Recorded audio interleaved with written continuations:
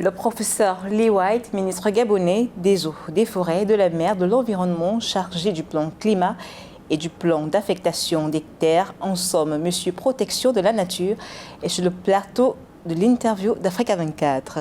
Avec nous, il dresse le bilan du One Forest Summit qui s'est tenu à Libreville les 1er et 2 mars. Monsieur le ministre, soyez le bienvenu chez Africa 24. Merci. Merci. Coopération scientifique, financement innovant, création des chaînes de valeur dans la filière forêt, telles étaient les thématiques au centre de ces travaux. Au thème de ces travaux, quelles sont les perspectives dans ce domaine? Je pense que c'est un sommet avec beaucoup d'énergie, très positif. On a parlé de ces 3 piliers. D'abord la connaissance, parce qu'on ne peut pas gérer quelque chose qu'on ne connaît pas.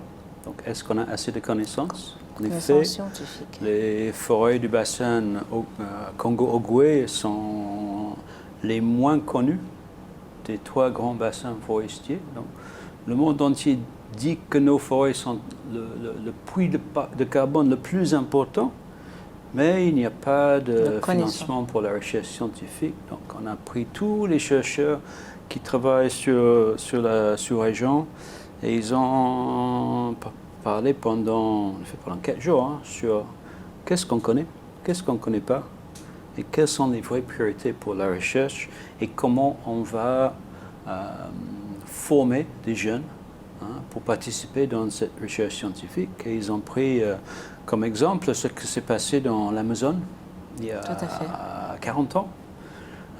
Un programme, un vaste programme qui a formé 5000 scientifiques, qui fait qu'on a une connaissance scientifique mais vraiment approfondie de l'Amazone. Donc, je pense que Libreville, c'est le vrai lancement d'un programme de formation et de recherche scientifique sur tout le bassin.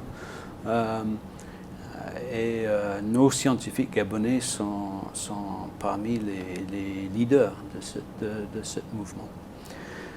Ensuite, on a parlé de l'exploitation, le modèle gabonais exploité pour préserver. On ne peut pas mettre toutes ces forêts sous cloche. Il faut pouvoir. Parce qu'on doit créer des emplois et on doit créer des richesses. Il faut les préserver, ça nécessite des moyens aussi. Donc nous n'avons pas de choix de préserver ou non, en effet. Parce que si on coupe ces forêts, on va perdre la bataille contre les changements climatiques.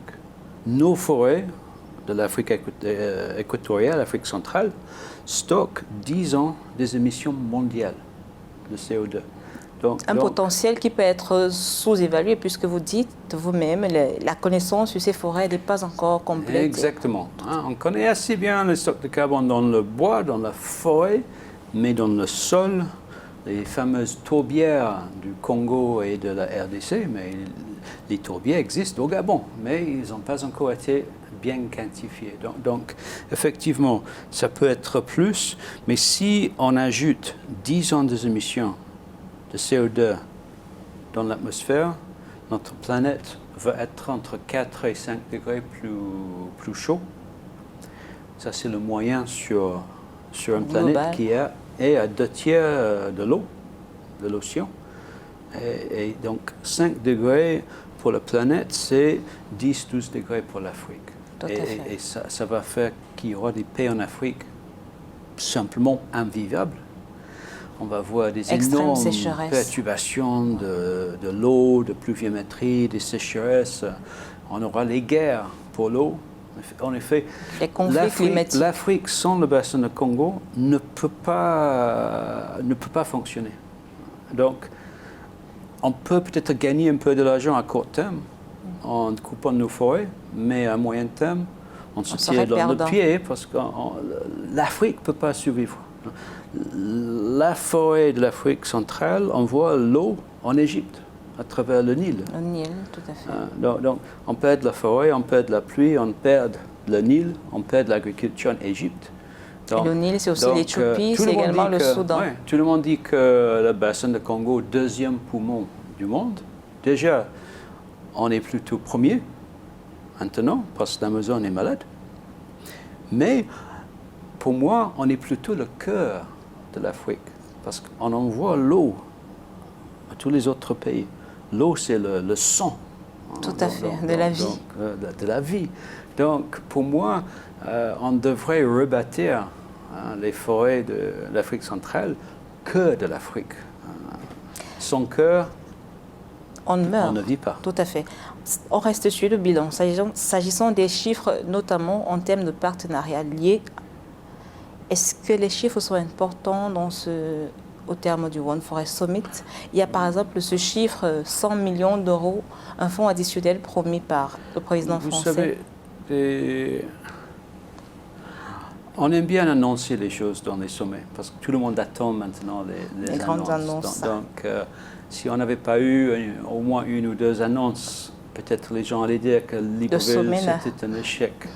Mais je pense que les discussions qu'on a eues à un niveau très élevé, avec les chefs d'État, chefs de gouvernement, les vrais patrons des ONG, des leaders dans le monde des affaires, du secteur privé, je pense que ça va être ça le vrai résultat de Libreville dans les mois qui viennent. 100 millions d'euros pour les partenariats de conservation positive, c'est un bon début. Mais il faut savoir qu'au Gabon, on dépense déjà à peu près 30 millions par an pour gérer nos parcs nationaux et tout ça. Donc le Gabon tout seul, en 3 ans, on peut prendre... Absorbe tout ce financement. Donc c'est un chiffre qui lance un processus qui peut nous amener vers peut-être un marché carbone biodiversité qui marche, où les Européennes vont vraiment commencer, les Américains vont vraiment commencer à payer pour les services. C'est un type de partenariat dans lequel le Gabon va être le pays pilote. Donc ça, c'est bien. Si ça marche pour le Gabon, ça peut marcher pour d'autres pays. Donc on s'est engagé de lancer très rapidement le Gabon et la Papouasie-Nouvelle-Guinée pour avoir deux pays tests. Mais je pense qu'on va voir que le président Macron, qui ne connaissait pas le Gabon, qui ne connaissait pas notre forêt, vous avez vu qu'on a marché dans la forêt avant le sommet. Il a même mangé le cola de notre forêt. Je ne sais pas si c'est pour ça qu'il était plein d'énergie. Sans doute. Donc, je pense, les vertus médicinales de nos plantes. Une relation avec la France un tout petit peu différente, et plus positive. Et je pense également, lui et les autres chefs d'État qui étaient présents sont maintenant convaincus d'aller se battre pour les forêts. La planète n'est pas viable sans ces forêts. Il y a les enjeux connus à l'Afrique, les enjeux climatiques connus à l'Afrique, notamment en termes d'adaptation, transition énergétique et même compensation des efforts de l'Afrique. Comment est-ce que les travaux de Libreville ont impacté sur ces problématiques précises, Monsieur le ministre? C'est une question d'adaptation. La forêt joue un rôle très important dans la mitigation, donc réduire l'atténuation de changement climatique, mais également dans l'adaptation. On peut planter des forêts urbaines et des arbres le long des routes dans les villes pour refroidir. Un arbre dans une ville, c'est l'équivalent de 25 climatiseurs pour rafraîchir notre ville et de le rendre plus vivable quand les températures montent. Donc il y a cet aspect où la forêt peut nous aider avec l'adaptation. Le mangrove autour de Libreville diminue les inondations. On a quand même les inondations, mais si on n'avait pas le mangrove, on aura beaucoup plus d'inondations. Les mangroves aussi filtrent tous les polluants de la ville et les arbres en ville filtrent l'air pour nous donner un air qui est plus respirable. L'autre côté de l'adaptation, c'est pour le Gabon au moins, c'est économique. Il faut de l'argent pour s'adapter. Donc, on sait que notre économie doit évoluer parce que dans 20 ans, il y aura très peu de marché pour le pétrole. Il faut Parce que le aller vers la monde passe à une transition. énergie renouvelable, on ne va plus brûler du pétrole pour créer de l'énergie. Donc le Gabon doit s'adapter économiquement, Et écologiquement. et écologiquement aussi, mais on est assez Avancé. bien avancé sur l'écologie. Après, l'adaptation, c'est également dans, dans notre façon de construire des bâtiments qui vont être vivables dans un monde un peu plus chaud. Donc il y a eu beaucoup de discussions sur l'utilisation du bois prélevé durablement avec les nouvelles méthodes de construction. Il y a une méthode qui s'appelle du bois lamellé-collé, où on fait des planches avec certaines essences, le padouk est un des meilleurs, on les recolle et on peut remplacer tout le béton et tout l'acier dans les bâtiments, même les bâtiments Avec ce bois-là. de centaines de mètres de haut, avec le bois. Et ce bois fait que les bâtiments sont plus positifs en carbone, donc moins d'émissions. Ils ont des propriétés thermiques qui sont améliorées. Mais est-ce que cette transition infrastructurelle-là ne va pas impacter sur les forêts qu'il faut préserver? S'il faut déjà changer la structure de nos bâtiments. Vous savez, le Gabon et nos deux présidents, feu le président Omar Bongo Ndimba et le chef de l'État actuel, ont été visionnaires. En 2001, le Gabon a adopté un code forestier qui rend obligatoire l'exploitation durable de nos permis forestiers. Donc nous avons transformé une industrie qui avait très peu de planification, très peu de science, dans une industrie où on va mesurer, identifier des millions d'arbres, on va calculer les prélèvements durables, il y a un bon suivi de ça. Donc, si on utilise du bois qui est prélevé dans une forêt gabonaise, en effet, c'est positif pour le climat. Parce qu'on a vu sur 25 ans de rotation, en effet, l'exploitation est positive pour les stocks de carbone. L'effet qu'on ouvre un peu la forêt, quand on abatte les arbres, ça laisse rentrer beaucoup plus de lumière, ça augmente la croissance des arbres. Et paradoxalement, même si on a prélevé 2 arbres, à la fin du cycle, il y a plus de carbone. Donc, si ces bâtiments sont construits avec le bois du Gabon, qui est durable, c'est très bien pour la planète. Si on construit avec du bois d'un pays qui déforeste, là, c'est négatif. Donc, vous avez justement parlé de vision des présidents Bongo. Et j'ai envie de vous demander quelles sont aujourd'hui les grandes lignes de la politique environnementale du Gabon, une politique qui porte ses fruits, on va le dire ainsi. Quelles sont les grandes lignes de la politique environnementale? Pour moi, on n'a pas vraiment une politique environnementale. On a une politique de développement durable. Ce sont des économies qui dévastent la forêt ou qui préservent la forêt. Presque tous les pays au monde qui se sont développés ont coupé la forêt. Donc, ce que le Gabon essaie de faire, c'est sachant que déforestation, ce n'est pas vraiment une option. On essaie de trouver un modèle économique qui va nous permettre de se développer tout en gardant notre forêt. Et là, c'est l'exploitation durable. L'exploitation durable, on a mis en place en 2001, on est bien là-dedans, mais ça ne suffit pas parce qu'on exportait des grooms.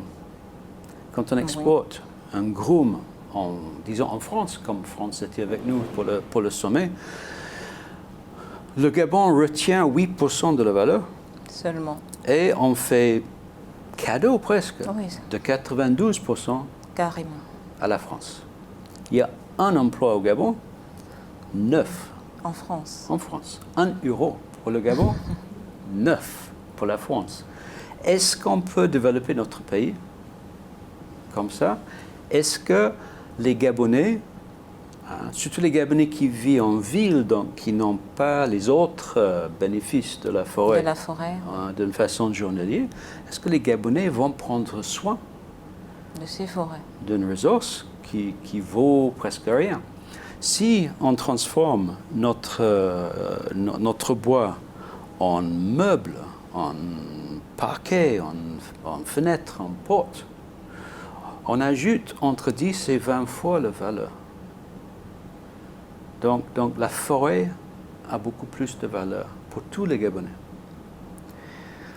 Si on passe de 30 000 emplois aujourd'hui à 300 000 emplois demain, comme la Malaisie, c'est un pays tropical comme le Gabon, ils ont 21 millions d'hectares de forêt. Nous, on a 24 millions d'hectares. Voilà. Donc, ils ont 320 000 emplois, on a 30 000 emplois. Donc, les perspectives sont grandes. Eux, ils transforment tout. Sur place. Okay? Ouais, donc, le jour qu'il y a 300 000 emplois dans la forêt gabonaise, durable, c'est un quart de notre électorat. Et si ces 300 000 personnes sont mariées, c'est la moitié. C'est la moitié de l'électorat. Donc, qui vont voter pour la personne qui va bien gérer la forêt. Parce que si on reste la forêt, tous ces emplois disparaissent. Donc ça fait un poids politique.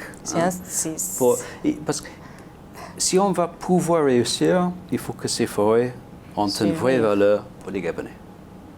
Vous maîtrisez bien les écosystèmes africains. De votre point de vue, quels sont les pays africains qui peuvent reproduire, forcément pas textuellement, mais qui peuvent reproduire le modèle gabonais lancé sur cette perspective de transformation écologique et économique? Ce sera facile au Congo-Brazzaville. Ils ont le même type de forêt, même profil que le Gabon, avec peu de déforestation. Donc, on pourrait presque faire un copier-coller. Pour la RDC, RDC, c'était un pays il y a 15 ans qui absorbait 5 fois plus de CO2 que le Gabon, ouais, qui captait 100% des émissions de la France et la moitié des émissions de la Grande-Bretagne. Mais aujourd'hui, à cause de la déforestation, ils sont devenus émetteurs de CO2. Déforestation liée à la culture sur brûlis, donc l'agriculture de subsistance. Tout à fait. Une agriculture peu productive. Donc, en RDC, on peut utiliser le même modèle de crédit carbone, mais là, il faut absolument améliorer l'agriculture. Monsieur le ministre, quelles sont aujourd'hui les étapes claires pour le Gabon en matière de préservation des forêts et tous les enjeux climatiques?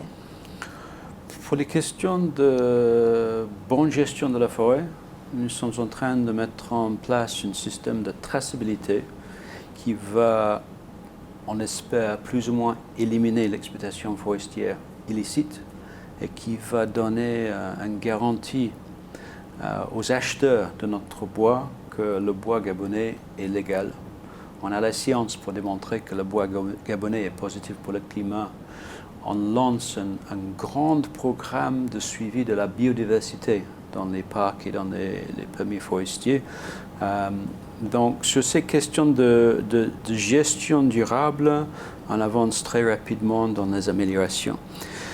Sur les questions de préservation des écosystèmes clés, il y a certains écosystèmes où on va plutôt opter pour une protection qu'une exploitation durable. Par exemple, les bassins versants des barrages qu'on est en train de construire aujourd'hui au Gabon, si on ne protège pas en amont, s'il y a de l'érosion, du sédiment qui remplit les lacs derrière les barrages, nos investissements ne vont pas être durables. Hein. Donc, sur le plan national d'affectation de terre et sur la vision d'avoir 30% des aires protégées, on travaille là-dessus pour identifier les zones où la meilleure utilisation est une protection. Sur les questions changement climatique, on fait le plan national d'adaptation. Même si le Gabon, c'est un pays assez résilient, il y a quand même la montée du niveau de l'eau, il y a quand même l'érosion côtière, il y a quand même des inondations de plus temps en en plus temps. des inondations, quelquefois les orages plus forts qui arrachent les toits, donc il y a quand même des impacts de l'exploitation, du changement climatique. Il y a même ce fameux problème de conflit homme-éléphant. Oui. Les éléphants ont faim à cause du changement climatique qui fait qu'il y a moins de fruits dans la forêt. Donc, les scientifiques à la LOP ont démontré que les éléphants aujourd'hui sont beaucoup plus minces qu'il y a 20 ans. On voit les côtes, on voit les os sur le dos. J'étais aujourd'hui en forêt avec le patron du Fonds mondial pour l'environnement. Et on a vu des éléphants à côté de la plage, dans le parc de Loango. Très beau, mais j'ai vu que c'était que des femelles avec les bébés et j'ai vu qu'elles étaient très minces. Amaigrées. Oui, maigres. Et on pense que ça, c'est une partie c'est assez complexe, mais c'est une partie de ce problème. Les éléphants qui ont faim quittent la forêt parce qu'ils ne trouvent pas assez de fruits dans la forêt et ils viennent dans nos plantations. Donc, c'est un peu les changements climatiques qui provoquent ce problème entre l'homme et l'éléphant, l'homme et la faune. Et donc, on doit s'adapter également à ce problème, trouver les solutions pour protéger les plantations et pour gérer les éléphants. Une question un peu plus personnelle. De Manchester à Kampala, en passant par de nombreuses autres villes africaines, vous avez atterri à Libreville. Qu'est-ce qui a déclenché cette passion que vous avez pour l'environnement? C'était quoi le déclic, monsieur le ministre? Vous savez, il faut que je vous envoie une photo. J'ai une photo de petit Lee White, âgé de 4 ans, en Ouganda, avec un bébé chimpanzé. Un orphelin. Les braconniers avaient tué sa mère. Et c'était ma mère qui l'a adopté. Okay. Il vivait dans notre maison. Il était même en couche. Il s'appelait comment? Cédric. Cédric. Oui, il était même en couche avec ma sœur. Donc ma mère, elle avait un chimpanzé sur une hanche et ma sœur sur l'autre. Donc c'était mon frère. Après, mon père était passionné de la nature, donc il m'a mené dans les parcs nationaux. Donc jeune, j'étais en contact déjà avec la nature. Déjà dans la nature. Et effectivement, j'ai travaillé au Sierra Leone, au Nigeria. Je suis arrivé au Gabon en 1989. J'ai tout de suite tombé amoureux du Gabon. Et je suis là depuis. Le Gabon, je suis biologiste de formation. Tout à fait. Le Gabon, c'est un paradis pour les biologistes. C'est un paradis tout court. C'est le plus beau pays du monde. Donc, je suis fier d'être gabonais. Le Gabon, le plus beau pays du monde. C'est sur cette belle note que nous mettons un terme à cette interview. Professeur Lee White, ministre gabonais des eaux, des forêts, de la mer, de l'environnement, chargé du plan climat et du plan d'affectation des terres. Merci d'avoir répondu aux questions d'Africa 24. C'est toujours un plaisir de vous avoir sur nos plateaux. Merci. Mesdames, Messieurs, c'est ici que nous clôturons cette interview. Merci de nous avoir suivis. Restez sur Africa 24 pour encore plus de programmes d'information.